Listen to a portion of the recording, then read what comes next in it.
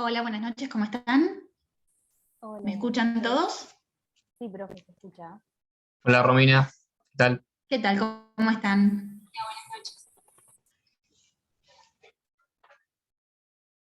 Bueno, ahora sí, estamos todos. Les compartí mientras tanto en el grupo de WhatsApp, sí, la registración correspondiente al seminario internacional del martes 14, ¿sí? El martes que viene, ¿no? El otro, tendremos el seminario correspondiente para luego, justamente de las temáticas que se aborden, bueno, la posibilidad que tengan ustedes de elegir en consecuencia, entonces, la temática que habrán de abordar para el coloquio final de nuestra cursada, ¿sí? Así que, bueno, ahí van a tener todos los datos específicos y por medio del mismo, de Eventbrite, se les va a enviar el link correspondiente para que puedan ingresar.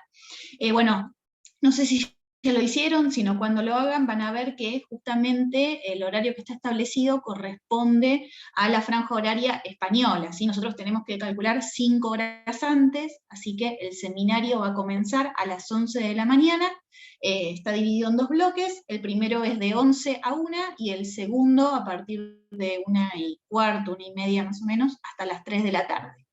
Así que bueno, en esta franja horaria es que se va a realizar. Bueno, igualmente, por supuesto, va a ser grabado por todos aquellos que, por supuesto, estén trabajando y no puedan estar. Igualmente tendrán la posibilidad de verlo luego online al estar grabado. Así que bueno, eso en primer lugar, este primer aviso parroquial. Y bueno, vamos a continuar entonces con bueno, nuestra temática en consecuencia. Les comento también, para fines de esta semana estarán todos ya cargados los resultados del problema número 2, ¿sí? Así que les cargo las devoluciones correspondientes, así lo tienen para fines de esta semana todo completo. Bueno, ¿alguna consulta? ¿Alguna duda hasta acá? ¿Todo bien? ¿Me escuchan bien? ¿Hoy no se corta? Bueno, me alegra mucho. Vengo bien, he podido solucionar mis problemas de conectividad hasta el momento. Vamos a compartir pantalla.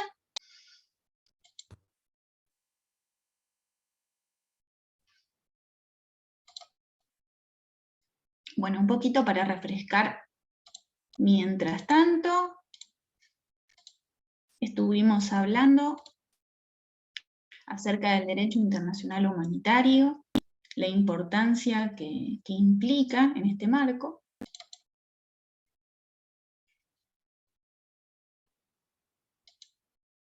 Muy bien.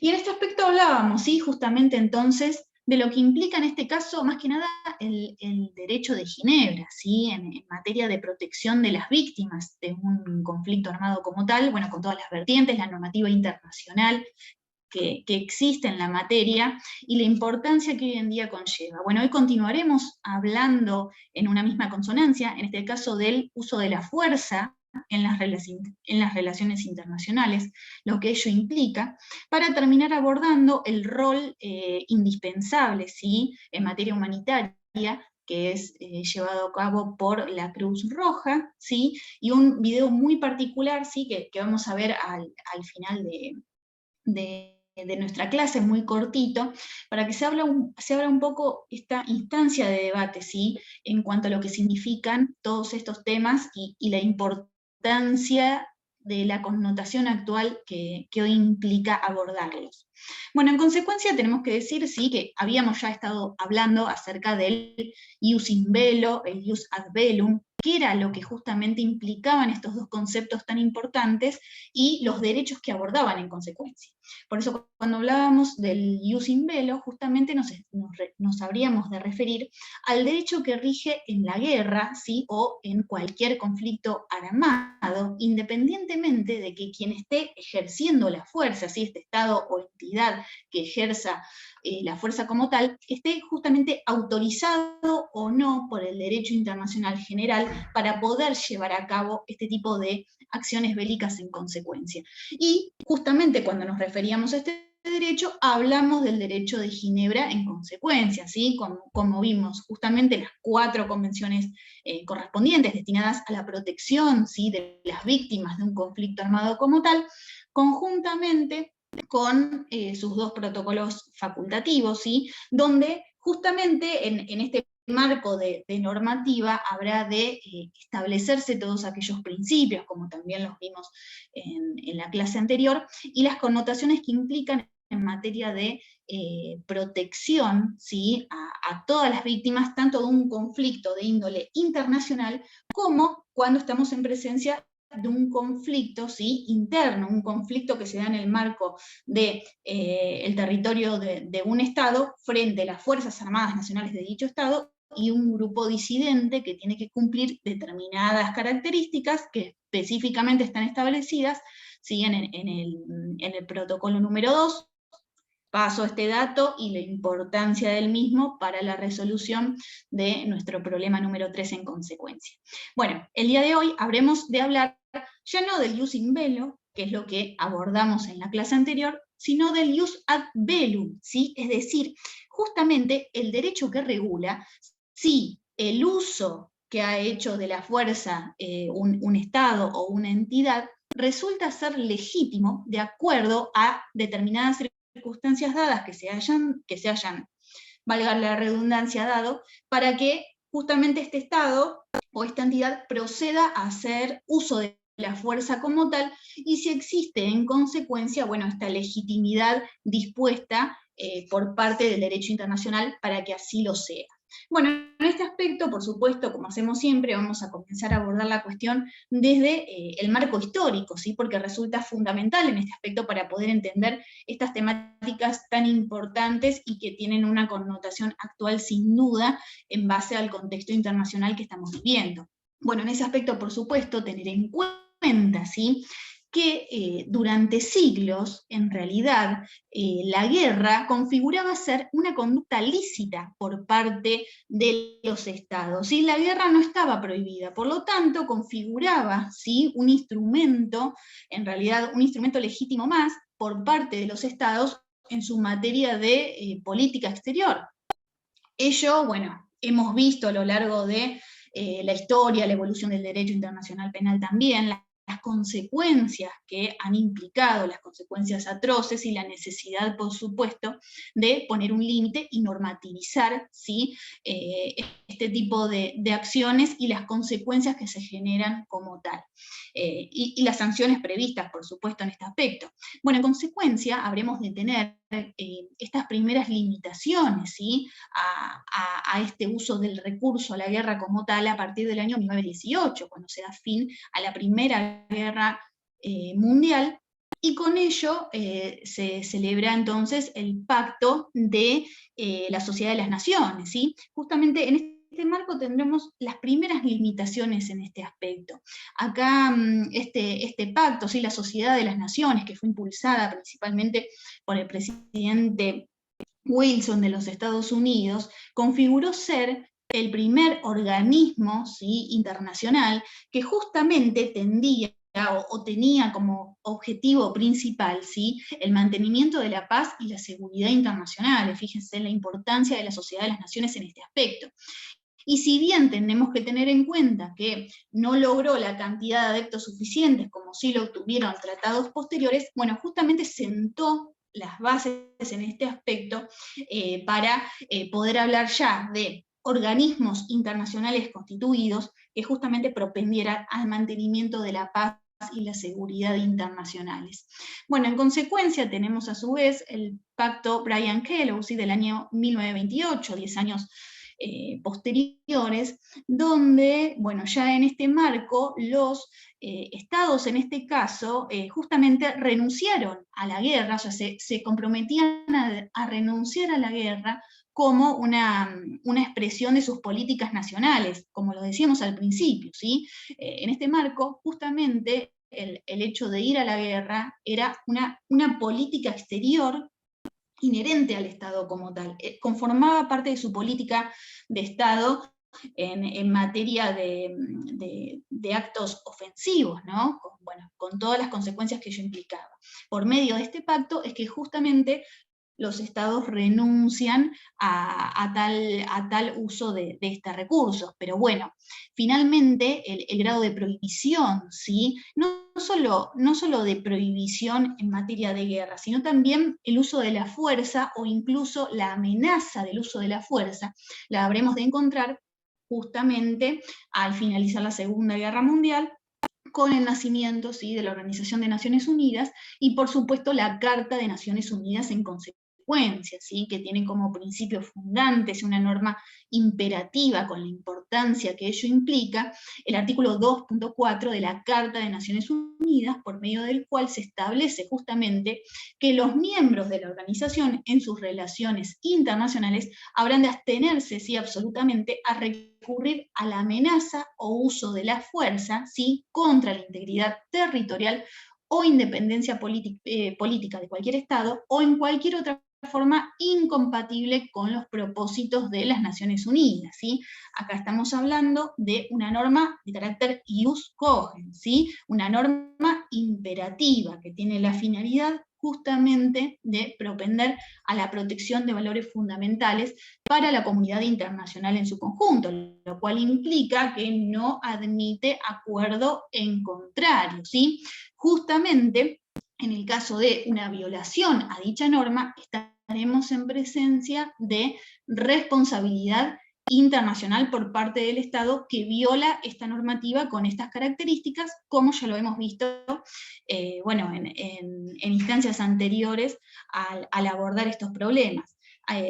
Nuestro problema número 2 y las temáticas que conllevaban en consecuencia. Pero fíjense la importancia, ¿sí?, y el deber de cumplirlo, si no estaremos, por supuesto, ante la violación de una obligación internacional, y el deber del Estado que actuar en consecuencia de responder frente a este tipo de violaciones cometidos en este marco. Bueno, por supuesto, tengamos en cuenta también, ¿sí?, que la proscripción establecida por el artículo 2.4 de la Carta justamente implica, ¿sí?, el deber de generar, de propender por parte de los Estados, ¿sí?, tal cual lo establece también el artículo 33 en este marco de la Carta, de propender a los Estados a resolver, ¿sí?, todos aquellos conflictos que se hubieran generado, por supuesto, por medios pacíficos, ¿sí? Y la Carta establece u ofrece ciertos grados que pueden sucederse otros también, ¿no? Pero establece cuáles pueden ser mecanismos viables para poder solucionar sus conflictos por parte de los Estados. ¿De qué hablamos? Bueno, marcos de todo lo que tiene que ver con negociaciones, conciliación, instancias de arbitraje. Por supuesto, cuando estemos hablando de cuestiones de índole jurídico, por supuesto, los Estados habrán de someter todas aquellas situaciones que correspondan correspondientes, todos aquellos conflictos que consideren adecuados ante, ¿sí?, la Corte Internacional de Justicia, como veremos adelante, ¿sí?, este órgano principal que tiene justamente la competencia y la jurisdicción para poder resolver todos aquellos conflictos planteados, ¿sí?, por los Estados ante su presencia y la resolución correspondiente en consecuencia. Pero bueno, están todos estos canales, todas estas vías de resolución de estos conflictos abiertas, por supuesto, y que implican además la prohibición del uso de la fuerza a la hora de resolver cualquiera de estos tipos de conflictos que puedan darse entre Estados. A ver si ahí pasa el próximo. Ahora sí. Bueno, ¿qué ha generado justamente este sistema creado de esta forma por parte de la Organización de Naciones Unidas a partir del año 1945? Bueno, que justamente se planteara entonces un sistema de seguridad colectiva. ¿Qué queremos decir con esto?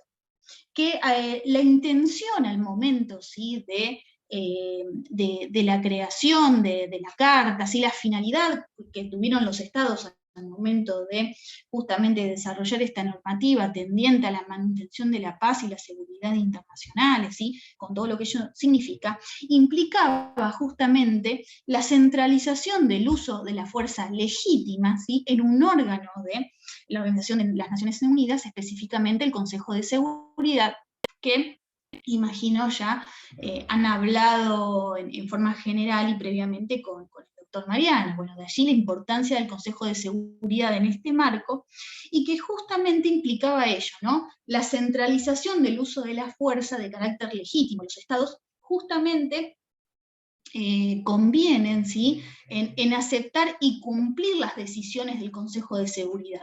Pero bueno, retomemos un poco la historia en este aspecto. Tengamos en cuenta que al momento de justamente la redacción de la carta, la disposición de esta medida también se dio en un marco donde también justamente se preveía que habría de mantenerse, ¿sí?, un entendimiento mutuo, en este caso, entre los Estados Unidos y la Unión Soviética en ese momento, que justamente ese entendimiento en su momento había permitido vencer a las potencias del eje en la Segunda Guerra Mundial, e implicaba a su vez que, bueno, habría de mantenerse en consecuencia para justamente, bueno, continuar en un marco o clima de paz y de entendimiento entre estados frente, sí, a, bueno, las atrocidades que se habían dado como producto de tanto la Primera como la Segunda Guerra Mundial, con todo lo que ello había implicado. Bueno, lamentablemente eso no se dio como tal, porque justamente se da en un marco posterior la Guerra Fría, ¿sí?, con las consonancias que ello implicó, y este sistema de seguridad colectiva que se había creado como tal, bueno, finalmente no pudo ser concretado, no pudo ser implementado. Esto se mantuvo en tales condiciones, ¿sí?, hasta el año 1989, específicamente hasta la noche, ¿sí?, del 10 de noviembre de 1989, donde se produce la caída del muro de Berlín, con todas las connotaciones políticas, ¿sí?, que ello significó, porque justamente a partir de este punto de quiebre, ¿sí?, en la historia mundial, es que, bueno, por un lado se da la disolución de la Unión Soviética como tal, ¿sí?, posteriormente también el desmembramiento, en este caso, de lo que fuera la Yugoslavia, Checoslovaquia, y la desintegración del bloque comunista de la Europa Oriental. Entonces, este periodo de la historia, ¿sí?, que estuvo caracterizado justamente por esta guerra ideológica como tal, finalizó y se implantó en consecuencia quienes hablan de justamente una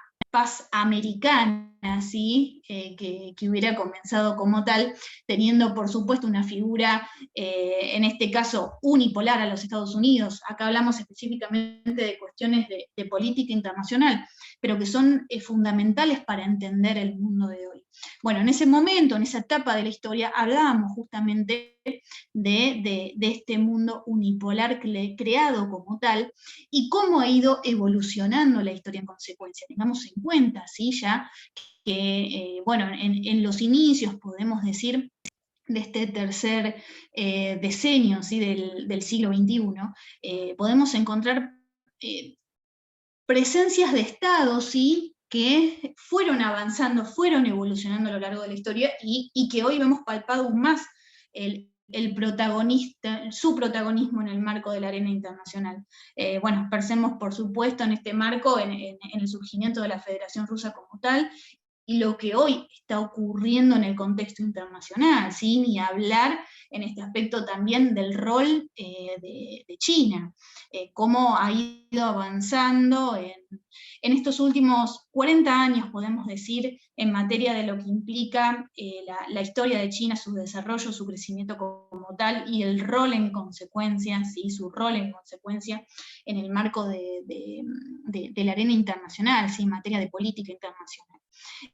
Pero bueno, no solamente eso, sino tener en cuenta que justamente tenemos aspiraciones por parte de dos grandes potencias de su momento vencidas, así como lo fueron Alemania y Japón en el marco de la Segunda Guerra Mundial, y el hecho de sus aspiraciones a ocupar un lugar permanente en el Consejo de Seguridad, lo mismo el rol incipiente en el marco latinoamericano, ¿sí?, que lo ha tenido más allá de las vicisitudes y los gobiernos que se han sucedido en el medio, pero el rol de Brasil como potencia es fundamental hoy en día, y ni hablar también del estado de la India, ¿sí? Cuando hablamos de justamente un territorio, un estado en realidad, cuya población ha de ser en los próximos años la mayor población del mundo, ¿sí? En cantidad. Bueno, el avance tecnológico, político que existe en consecuencia también es muy importante, lo cual da una instancia que requiere mucho análisis, por supuesto, pero implica en este marco, ¿sí? Una reconfiguración, así se lo analiza, una reconfiguración del mapa mundial como tal, donde estamos en presencia justamente de, hoy en día, un mundo multipolar, ¿sí? Donde ya los Estados Unidos tienen un rol mucho más leve, más en declive, ¿sí? de lo que significó en otros periodos de la historia. Y bueno, las consecuencias que se pueden dar dentro de este marco, las relaciones entre estados en consecuencia, bueno, más aún con lo que está sucediendo hoy en día con este conflicto bélico que impera en nuestro contexto internacional. Así que fíjense todo lo que se debe analizar y la importancia de tener conocimientos básicos y profundizarlos, ¿sí? En consecuencia, para todos aquellos que estén interesados en materia de estas temáticas que son tan importantes. Pero bueno, volviendo un poco a lo que tiene que ver con este sistema de seguridad colectiva implementado, ¿sí? en ese momento, y las connotaciones que hoy tiene en día, ¿sí?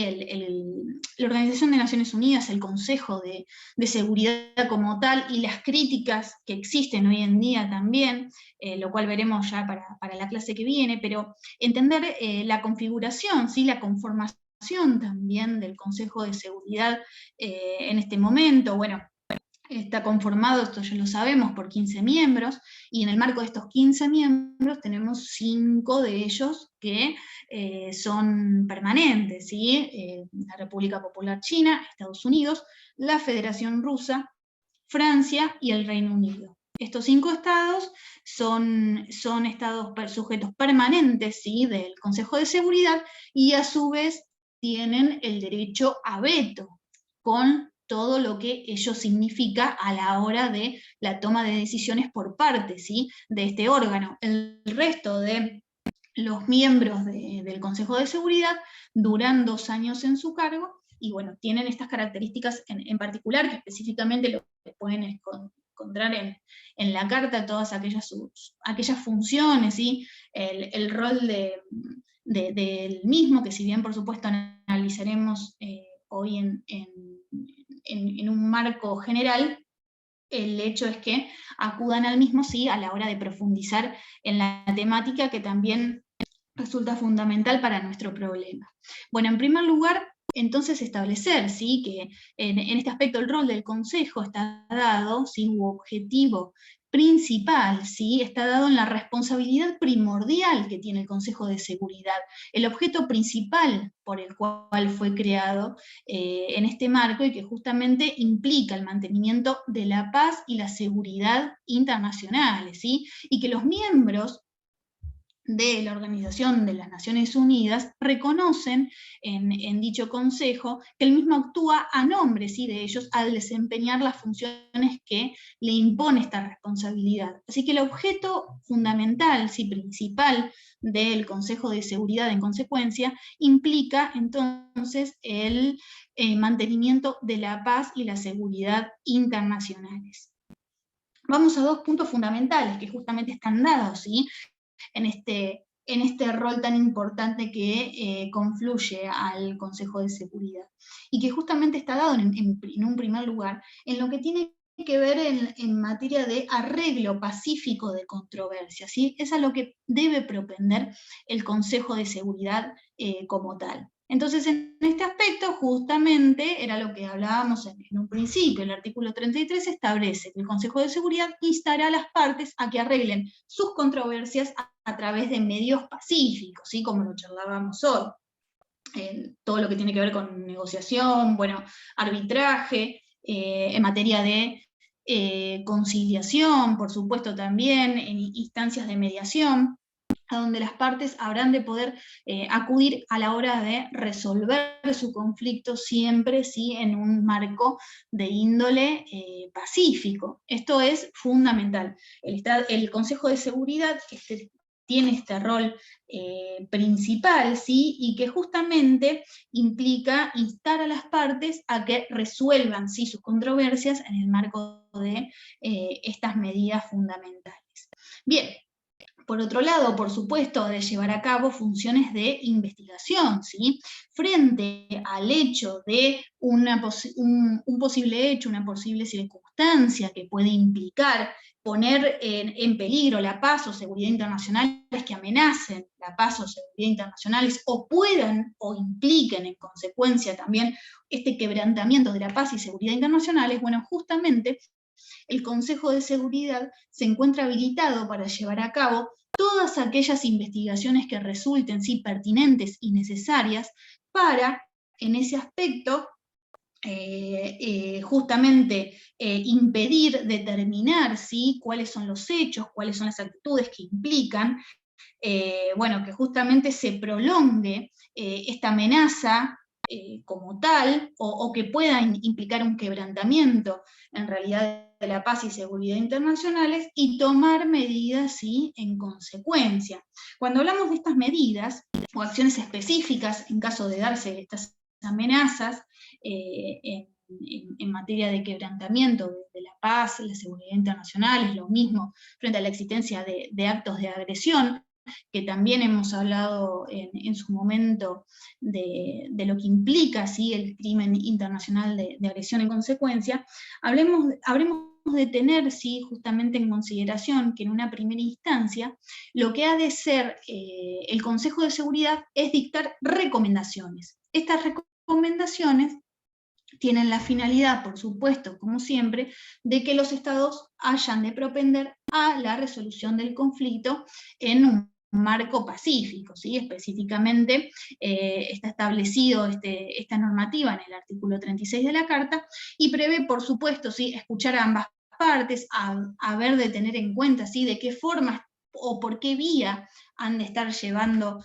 en este momento el conflicto, siempre en un marco pacífico, ¿sí?, a la hora de la resolución del mismo, y ha de implicar también que cuando el Consejo de Seguridad advierta que se esté ante la presencia de un conflicto, ¿sí?, que requiera de una intervención jurídica como tal, bueno, inmediatamente lo que hará es justamente indicárselo al fiscal en materia de la Corte Internacional de Justicia, y el conflicto habrá de ser justamente, bueno, continuará la investigación específica, ¿no?, por parte del fiscal, en este caso de la Corte, con todo el procedimiento, ¿sí?, el proceso previsto en consecuencia, ya que la Corte es quien cuenta, ¿sí?, con la competencia y jurisdicción correspondiente frente a determinadas características que habremos de ver en su momento también, pero que implican su rol y su actuación a la hora de la resolución de un conflicto entre estados.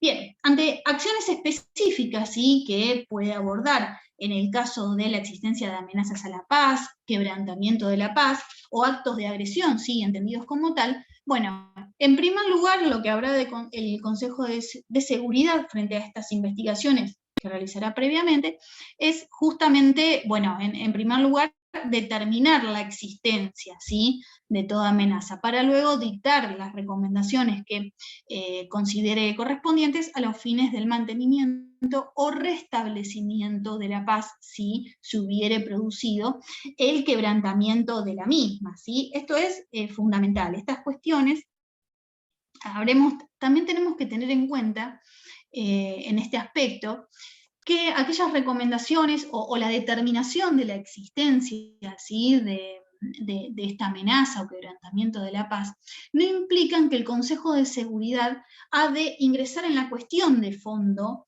que dio lugar al conflicto. ¿Qué quiere decir esto?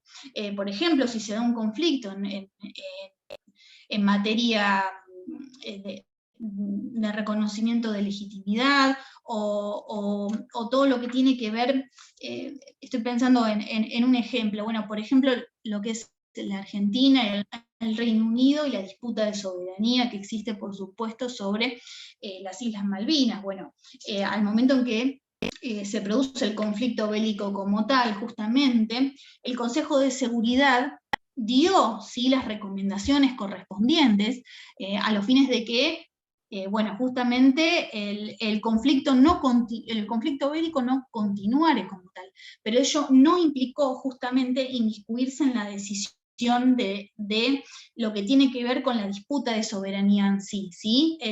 La cuestión de fondo no es abordada por el Consejo de Seguridad. El Consejo lo que hace es propender ¿sí? al restablecimiento de la paz y la seguridad internacionales que se han visto amenazadas o quebrantadas producto de el uso de la fuerza por parte de un Estado o una entidad no legítimamente abordado como tal y que requiere, por supuesto, la intervención del Consejo en consecuencia, ¿sí? Esto es de índole fundamental. Bueno, veremos qué sucede hoy en la actualidad con lo que está sucediendo, ¿sí? Con el conflicto bélico entre Rusia y Ucrania y las principales características que existen, ¿sí?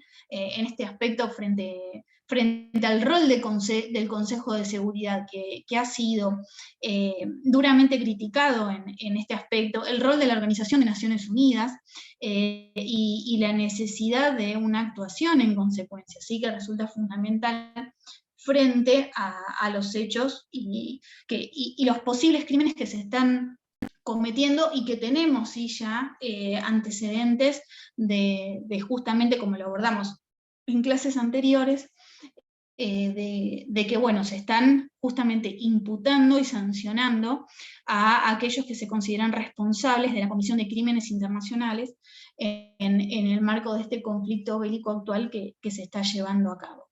Pero bueno, eso ya en una instancia de derecho internacional penal, pero que justamente confluye ¿sí? a todo este proceso. Por eso vemos todo este contexto en forma integral y conjunta. Fíjense cómo está dispuesta, ¿sí?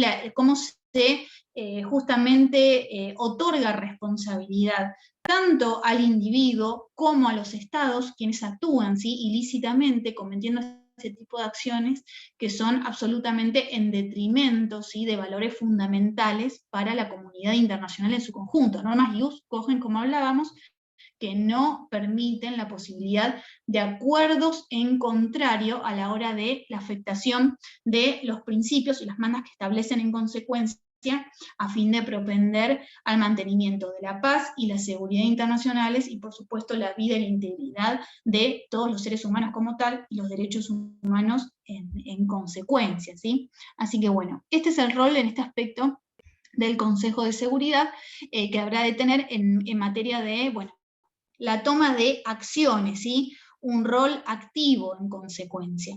Bueno, ¿qué implica en este aspecto en primer lugar? Ante la existencia fundada de una amenaza o de un quebrantamiento a la paz y la seguridad internacionales, bueno, la toma de medidas provisionales, ¿sí? Estas medidas, por supuesto, están destinadas a la apertura de un diálogo entre las partes, ¿sí? Y a permitir una negociación. Tengamos en cuenta que ello implica que justamente llegamos a una instancia de un conflicto bélico cuando, por ejemplo, las negociaciones en materia diplomática ya han perdido todo tipo de posibilidad de avance, por más que se den en el marco del conflicto bélico, negociaciones diplomáticas para que finalice ¿sí? el conflicto bélico como tal, ¿sí? Que, bueno, estimo lo han visto a lo largo en las noticias, sale, bueno, ahora hace tiempo que no ha habido nuevamente la posibilidad de contactos, por más que son de índole permanente,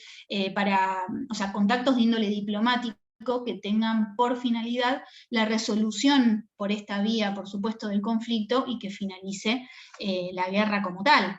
Pero bueno, justamente estas medidas provisionales que se aplican no implican desde ningún tipo de aspecto, por lo menos en esta instancia, el uso de la fuerza como tal, ¿sí? No están previstas como tal, sino que son medidas coercitivas no pensadas para una actuación directa, o sea, actuación directa en materia de uso de la fuerza, sino que implican una serie de sanciones en consecuencias, que pueden ser sanciones de índole comercial, sanciones de índole económico, ¿sí? Están basadas en ese aspecto y tienen, bueno, la finalidad de proscribirlo desde este lugar, ¿sí? Determinados estados, por ejemplo, más allá de la toma de la decisión del Consejo de Seguridad y el rol de participación, ¿sí?, que tienen los estados en consecuencia al aceptar y al aplicar la aplicación de estas medidas, bueno, implican, por ejemplo, bueno, que se cierren o finalicen determinados tratados de libre comercio que existe con, por ejemplo, el Estado que está llevando a cabo la acción bélica, ¿sí? Y que lo hace, por supuesto, ilegítimamente. Entonces, en este aspecto, pueden ser acuerdos de índole regional o bilateral que justamente impliquen su suspensión como una forma de bueno, sancionar al Estado que está llevando a cabo esta medida absolutamente ilegítima. Un ejemplo claro está dado en el año 2011, donde con motivo del conflicto civil que se había dado en ese momento en Libia, el Consejo estableció, ¿sí?, un embargo tanto de armas como prohibiciones de vuelos y congelamiento de activos a personas físicas y jurídicas específicamente designadas. Bueno, hoy en día lo vemos, no solamente, fíjense, porque lo vemos en una instancia de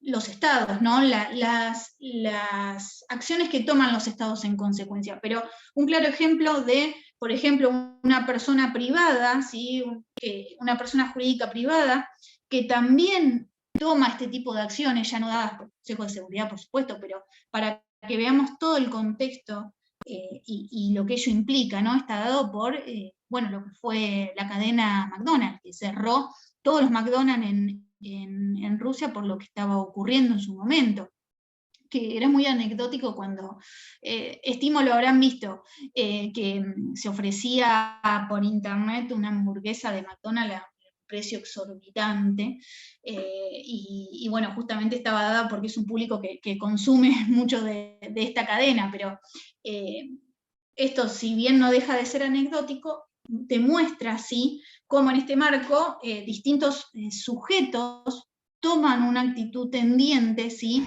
a la sanción frente a una acción ilegítima, ¿sí?, cometida por un Estado como tal, más allá de que la ilegitimidad, ¿sí?, de tal acción luego haya de ser establecida. Bueno, en primer lugar, por supuesto, por el Consejo de Seguridad y la responsabilidad correspondiente, ¿sí?, que habrá de ser establecida por la Corte Internacional de Justicia también en consecuencia.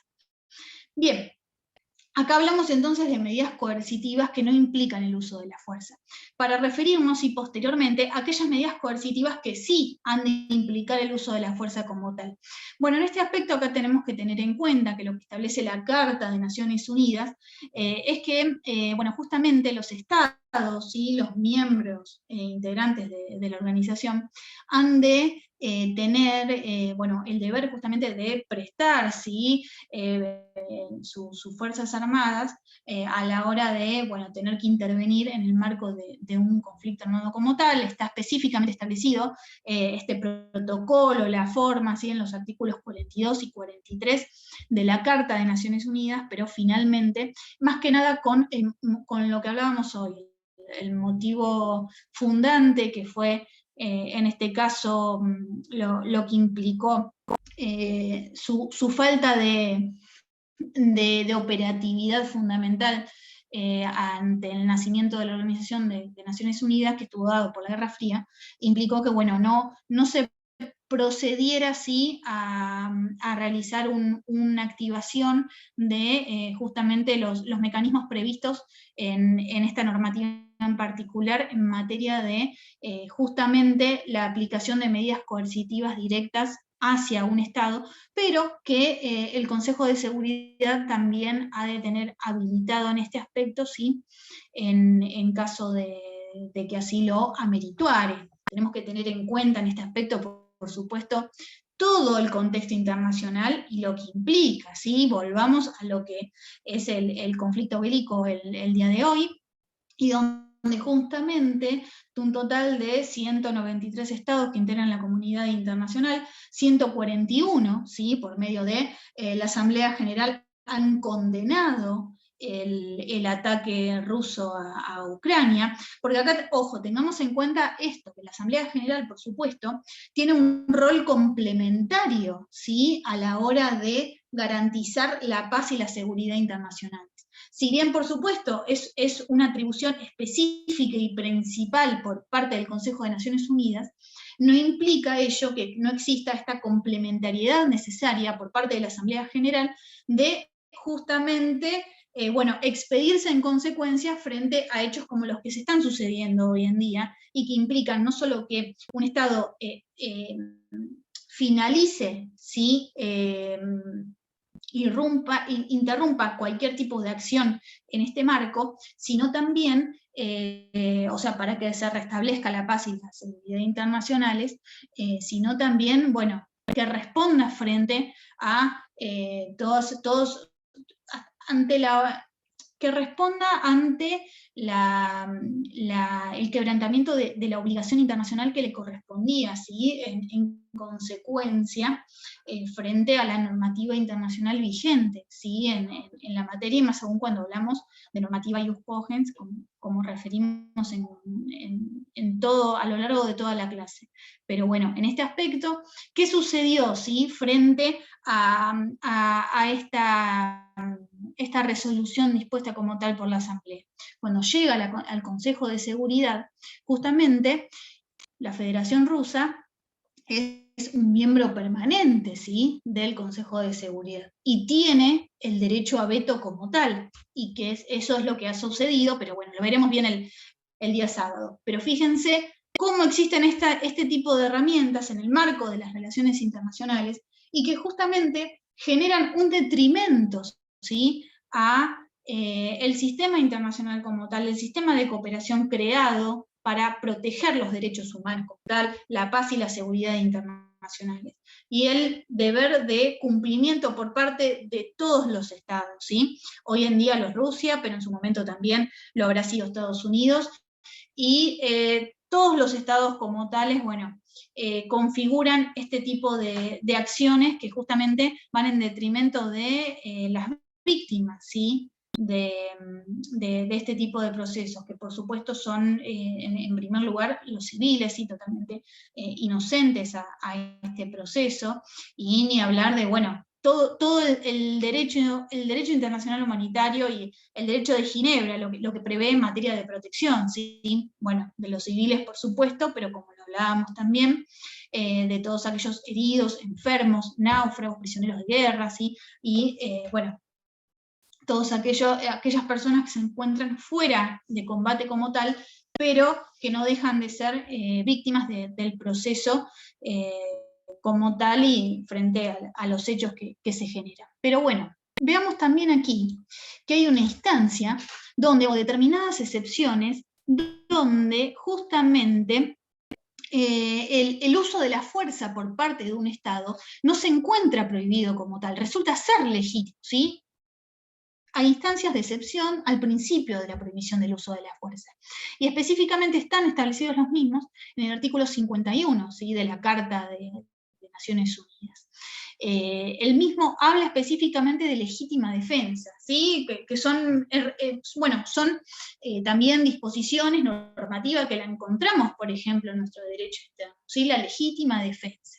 Bueno, justamente, ¿qué implica? Se tienen que dar determinadas características, por supuesto, para que el uso de la fuerza por parte de un Estado resulte ser legítima frente a estas condiciones.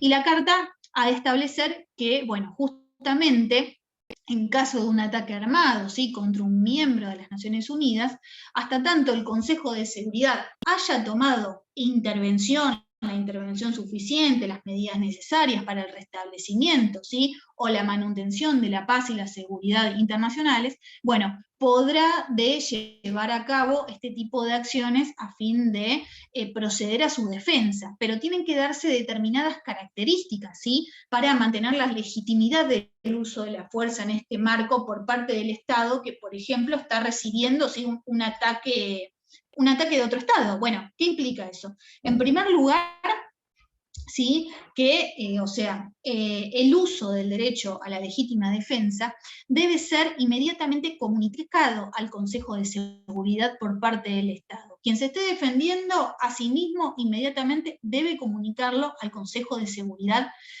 como tal. Esto es fundamental. Por supuesto, el uso de la fuerza que haya de tener lugar ha de tener que ser, en un marco, por supuesto, acorde, ¿sí? Sostenido, de acuerdo, o sea, en comparación o equivalente al ataque, ¿sí? Que, el Estado está recibiendo como tal. Tiene que existir justamente necesidad, proporcionalidad e inmediatez, ¿sí? Debe implicar justamente la defensa por parte del Estado ante el ataque que se le esté cometiendo en ese momento. Tienen que darse todas estas características específicas y dispuestas en este aspecto por el derecho consuetudinario, además de la comunicación inmediata al Consejo de Seguridad, que habrá de intervenir justamente disponiendo el ejercicio de aquellas acciones que considere necesarias y correspondientes, ¿sí?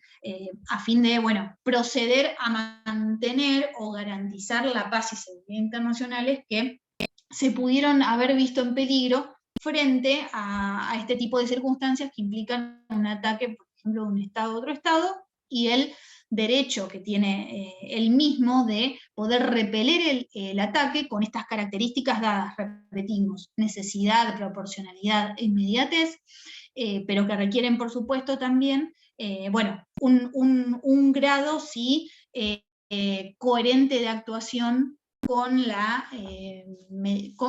el ataque que se hubiera recibido. Bueno, en este marco tenemos esta excepción.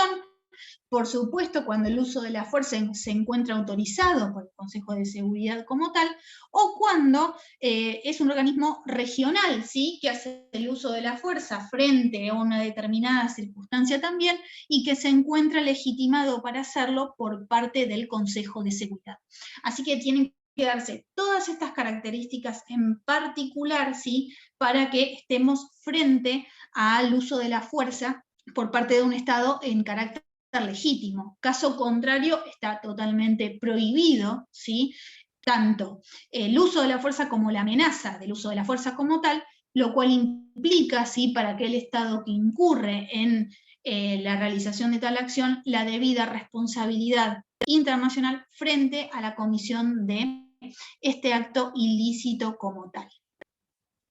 Bien, esto es todo lo que hace o lo que tiene que ver al uso de la fuerza. Hasta acá, ¿alguna pregunta? ¿Cómo venimos? ¿Todo bien? ¿Bien? Bueno. Sí, profe, clarísimo. Bárbaro. Continuamos entonces.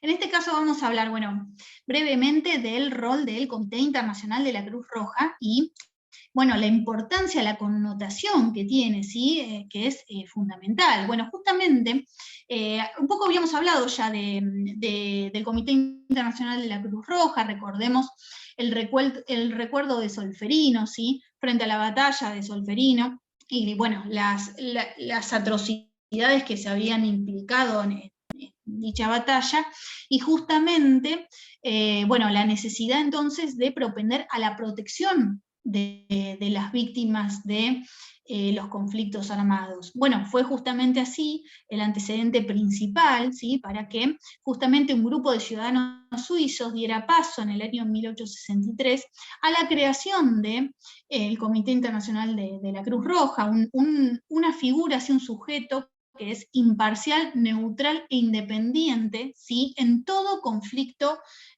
armado, ya sea que hablemos de un conflicto armado de índole internacional o de índole interno. En cualquiera de estos dos marcos, la ayuda humanitaria brindada por el Comité Internacional de la Cruz Roja es fundamental.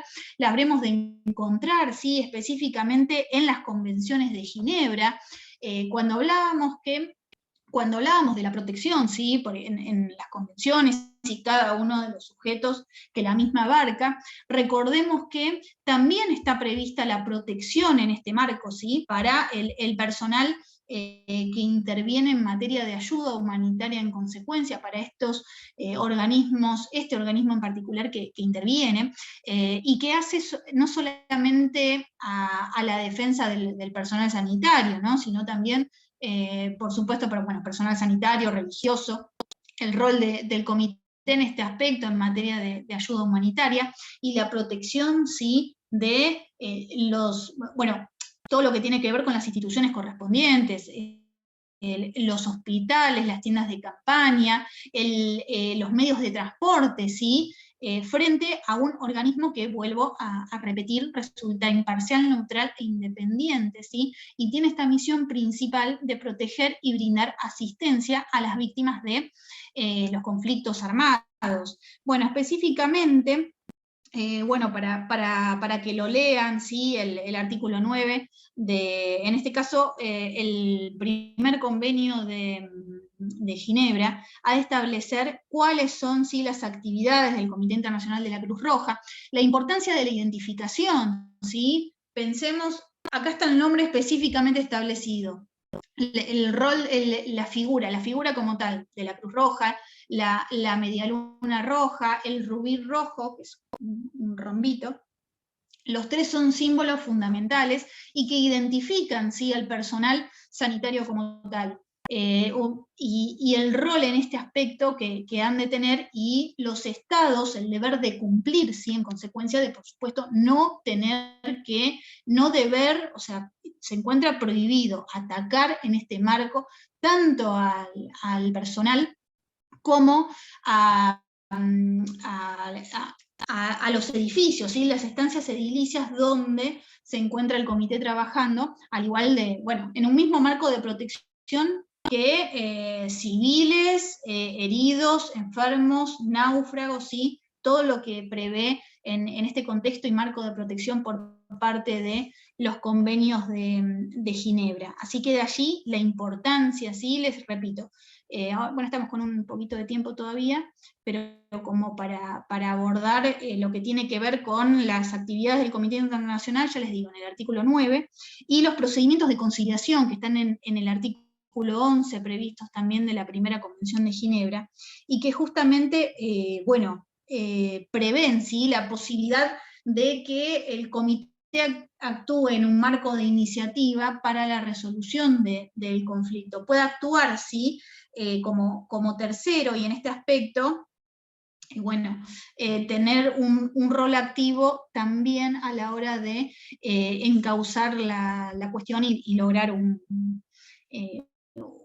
no una posible resolución al conflicto, que obviamente está dado en otro lado, pero sí que se garantice, ¿sí?, el derecho de Ginebra en materia de protección a las víctimas del conflicto armado. El rol en este aspecto es fundamental, ¿sí? Por eso justamente el comité se encarga de la promoción del derecho internacional humanitario y de sus principios fundamentales, que también los vimos, ¿sí? Imparcialidad, neutralidad, humanidad, universalidad y, por supuesto, la independencia del comité como tal, para llevar a cabo estas acciones humanitarias que son fundamentales. Y es por eso que, esperen que... ¿Me escuchan bien ahí igualmente? Sí, profe. Bárbaro. Les quiero compartir este video, tal vez lo han visto. Esperen que voy a dejar de compartir pantalla, para que veamos todas estas cuestiones que tal vez charlándolas de esta forma los vemos en un marco abstracto. Pero este pequeño, esta es una propaganda del año 2018, llevada a cabo por la Cruz Roja, es una propaganda oficial, y que justamente demarca específicamente qué hablamos en materia de protección, ¿sí?, tanto de las víctimas, ¿sí?, como de cuestiones de índole edilicia, por lo que significan, ¿sí?, y la posibilidad en consecuencia de protección de los civiles en el marco de un conflicto armado. Ahora lo voy a compartir. ¿Qué? Tengo que ponerlo acá. Espero que no se corte.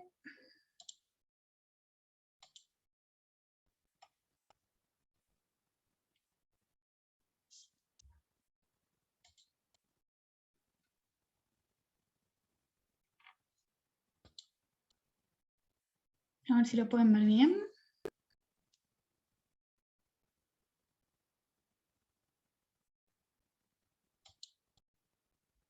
Ahí está.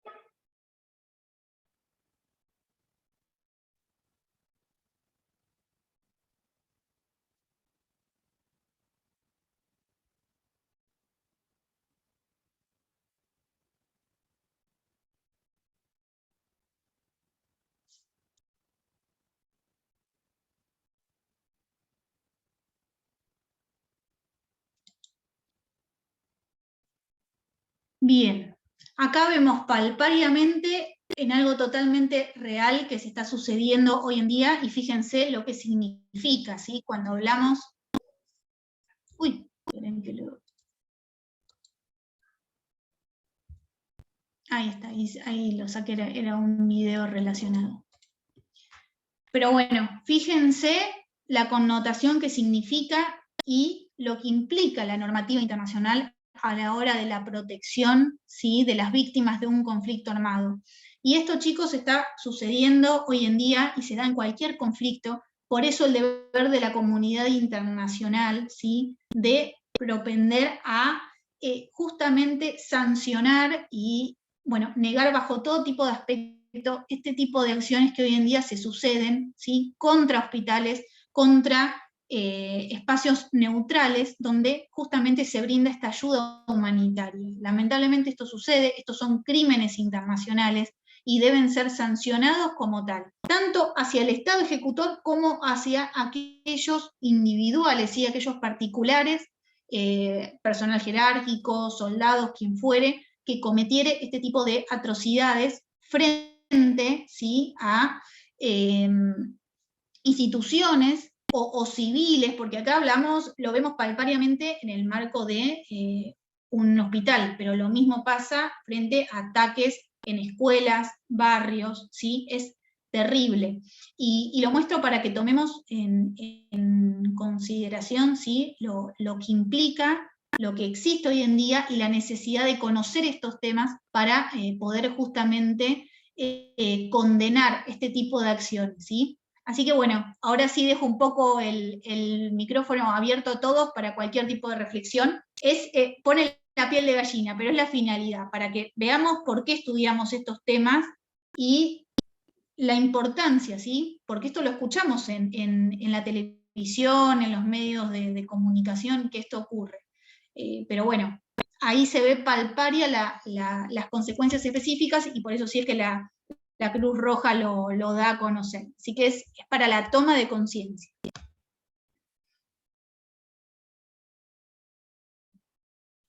¿Algún aporte? Los dejé mudos.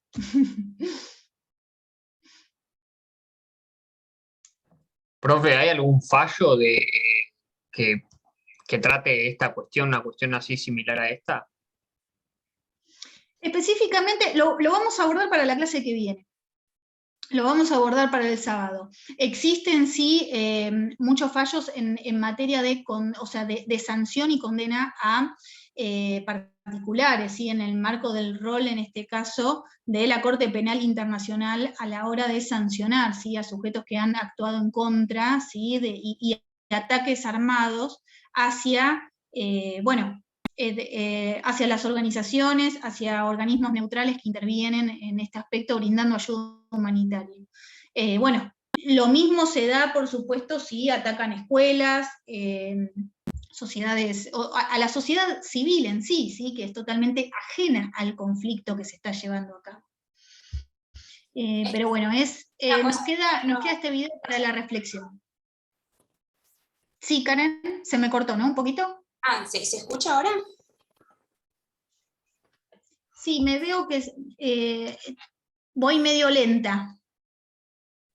Digo que una cosa quizás es verlo, como escucharlo en el marco de una clase, y otra cosa es ver el video que capaz que sí, es como más impactante o te conmueve más porque ves la situación real, digamos. Pero sí, te pone la piel de gallina totalmente. Exactamente. Exactamente. Esto es lo que estudiamos. Este es el mensaje que quiero yo darles. Esto es lo que justamente estudiamos, y de allí la toma de conciencia que implica a la hora de ver, justamente este contexto internacional y las consecuencias colaterales que pueden darse hacia personas inocentes cuando no se respeta el derecho específicamente establecido frente a un conflicto armado que, por supuesto, de entrada está prohibido como tal, más allá de quienes consideran que lo hacen en forma legítima. Así que esto es fundamental entenderlo. Así que bueno, chicos, esto es todo por hoy. Nos vamos a ver el sábado a las 10 de la mañana, ¿sí? Alguien me había avisado que no podía, pero no se preocupe porque queda grabada, Noelia, muy bien, queda grabada la clase en consecuencia, así que la va a poder ver también. Vamos a seguir abordando este tema, específicamente el conflicto, ¿sí? Entre Rusia y Ucrania, estos fallos en particular, como indicó Luciano, que también son muy importantes abordarlos, y el rol de la Corte Internacional de Justicia, ¿sí? Para que nos quede la semana que viene refugiados, y ya finalizamos con esta temática. Pero bueno, también la importancia de conocer estas cuestiones para entender el Seminario Internacional del 14, donde justamente todas estas cuestiones se van a abordar, ¿sí? De cuestiones actuales y que afectan a un montón de personas que hoy en día están sufriendo las consecuencias de estos conflictos armados. Así que bueno, chicos, si no hay alguna otra duda, comentario, nos vemos el sábado. Muchas gracias. Bueno, profe. que descansen entonces. Nos vemos. Muy buenas noches.